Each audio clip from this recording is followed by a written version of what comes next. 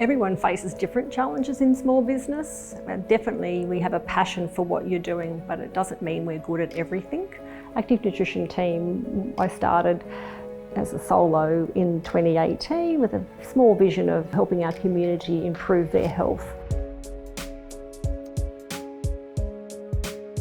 Through the Entrepreneurship Facilitator program, we're supporting clients in a whole range of ways. It's about working with clients on their business idea to try and build a business model around it. So we're supporting through financial modelling and business planning, marketing, helping out with sales and selling.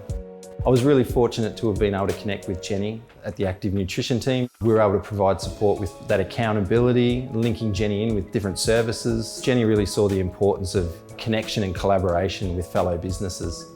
The program was really attractive for me. I felt that I was looking for some mentoring. We had workshops, different sessions on sales, marketing, finance. Having that facilitator to go to, get things off your chest, make recommendations, priceless for me.